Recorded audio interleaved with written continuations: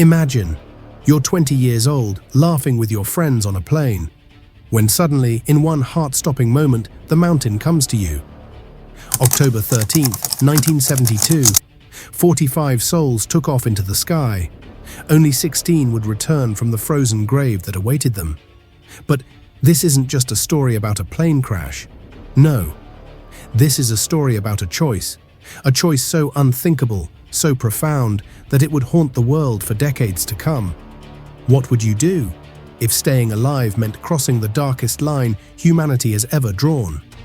If survival demanded the unimaginable, this is the true story of the Andes flight disaster and the 72 days that changed everything. Hit that subscribe button because stories like this deserve to be remembered. The morning air in Montevideo, Uruguay, was filled with excitement. Young men in their late teens and early 20s, members of the Old Christians Club rugby team, were buzzing with anticipation. They were heading to Santiago, Chile, for an exhibition match. Friends, family members, supporters, everyone was there. 40 passengers, 5 crew members, 1 chartered Fairchild turboprop, a routine flight, or so they thought. But the Andes Mountains, those ancient snow-covered giants, they don't forgive mistakes. The pilots chose a U-shaped route through a mountain pass. The plane couldn't fly high enough to clear the peaks directly. October 13th, the weather was treacherous. Clouds swallowed the mountains whole. The pilots, flying blind through the mist, made a fatal error. They thought they'd cleared the mountains. They thought they'd reached Chile. They began their descent. And then, the clouds parted. A mountain face, 10, maybe 20 feet away, passengers who'd been laughing and shouting through the turbulence, suddenly saw death rushing toward them. The plane struck the peak, the right wing, gone. Then the left wing, ripped away. The tail section, torn off, 3 passengers sucked out into the void. The fuselage, like a bullet without wings, spiraled downward, sliding, crashing, tumbling thousands of feet down a glacier, until finally it stopped. Silence, the kind of silence that only exists in places where humans were never meant to be. 11,500 feet above sea level, in the middle of nowhere, in the Valley of Tears.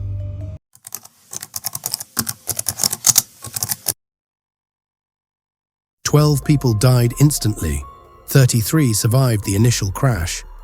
But little did they know, survival was just the beginning of their nightmare. The remaining fuselage became their shelter. But it was a coffin made of metal, sub-zero temperatures, howling winds that cut through clothing like razors, and the supplies, candy bars, wine, a few snacks, gone within a week. Search planes flew overhead. The survivors waved, screamed, set out signals, but the white fuselage against the endless snow, invisible. After 8 days, the world gave up. The search was called off. They were presumed dead. And in that moment, when they found a transistor radio and heard the news, they realized a terrible truth. No one was coming. They were utterly, completely alone. Days turned into weeks. 6 more died from their injuries. The cold claimed others. And then, on October 29th, just 16 days after the crash, came the avalanche. A wall of snow, a roaring monster, crashed through the fuselage while they slept. The plane became a tomb, buried alive. 8 more suffocated to death in the darkness. The 19 who remained, trapped in a space barely big enough for 4 people, clawing at the snow, desperate for air. For 3 days they existed between life and death, until finally, one of them managed to poke a metal pole through the snow. A breathing hole, a fragile thread of hope, but now there were only 19 left. And the question they'd been avoiding, the question that had haunted them since the food ran out, could no longer be ignored.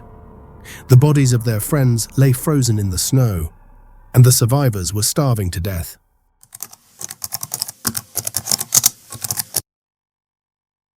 What do you do when every option is impossible, when the choice is between dying or doing something that shatters every moral boundary you've ever known? The survivors, most of them devout Catholics, gathered together. They prayed, they wept, they debated. And then, trembling, They made a decision that would echo through history. They would eat the flesh of the dead to stay alive. I will never forget that first incision, survivor Roberto Canessa would later write, when each man was alone with his conscience on that infinite mountaintop. It was the most humiliating thing they'd ever done, the most heartbreaking. But it kept them alive. They compared it to transubstantiation, the sacred ritual of their faith, trying to find meaning in the unspeakable. These weren't strangers. These were their teammates, their friends, their family members. And still, they had no way out. Until two ordinary young men, decided to do the impossible. Nando Parrado and Roberto Canessa. On December 12th, they began climbing. They wore 3 pairs of jeans, layers of sweaters, rugby shoes. That's it. No mountaineering equipment, no compass, no map. They thought they were at 7,000 feet. They were actually at 12,000. They thought help was 3 days away. It took 10. For 10 days, they climbed steep, icy slopes. They ate scraps of putrid flesh to survive. They fashioned a sleeping bag from plain seat covers.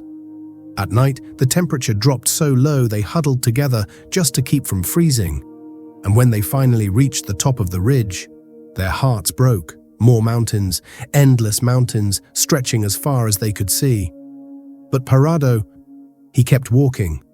"I will walk until I die," he said. "I will not stop."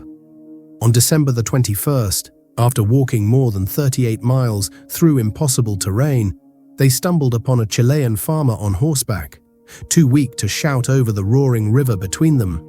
Parrado wrote a note, tied it to a rock, and threw it across. "I come from a plane that fell into the mountains. We need help desperately."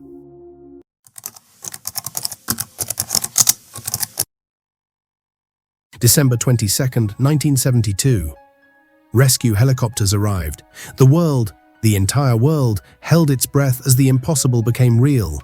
16 survivors, after 72 days, after being given up for dead, after enduring avalanches, starvation, temperatures that could kill in hours, they were alive.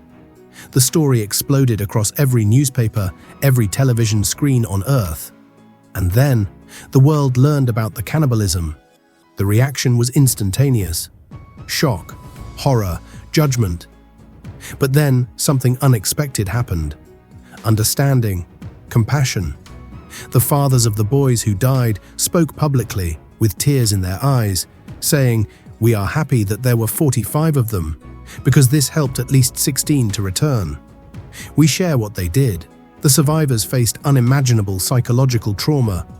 Reintegrating into society felt impossible. Some needed years to process what they'd endured, but they also discovered something profound. They'd learned what human beings are truly capable of when everything is stripped away. Not cruelty, not savagery, but love, solidarity, an unbreakable will to help one another survive.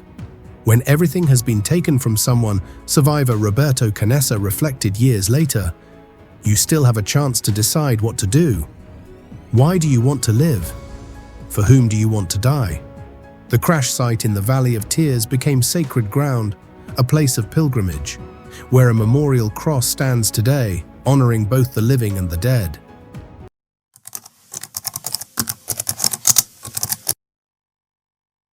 More than 50 years have passed. Of the 16 survivors, 14 are still with us today. They became doctors, architects, businessmen, motivational speakers. They wrote books. Alive, Miracle in the Andes, I Had to Survive, Society of the Snow. They shared their story not to shock, but to inspire. They didn't have an antagonist. They didn't fight each other. They fought together, against the mountain, against death, against despair. And they won, not because they were superheroes, but because they were human. Beautifully, impossibly human. So what does their story teach us? That survival isn't just about staying alive, it's about choosing to live. That the darkest moments can reveal our brightest humanity. That the choices we make when everything is stripped away, those choices define us, and perhaps most importantly, that even in a frozen grave, thousands of feet above the earth, surrounded by death, hope can still bloom, love can still survive, and the human spirit, that fragile, unbreakable thing, can endure anything. The 16 survivors of the Andes didn't just come back from the mountain. They came back with a message, one the world desperately needs to hear. That we are stronger together, that compassion can exist even in horror, and that life, precious, sacred life, is always worth fighting for. Have you ever faced an impossible choice? Have you ever wondered what you're truly capable of? The Andes survivors answered those questions, and their answer changed the world forever. If this story moved you, hit that like button and share it with someone who needs to hear it today. Drop a comment below and let me know what you think about this incredible story. I'll see you in the next video. Until then, stay curious and never stop believing in miracles.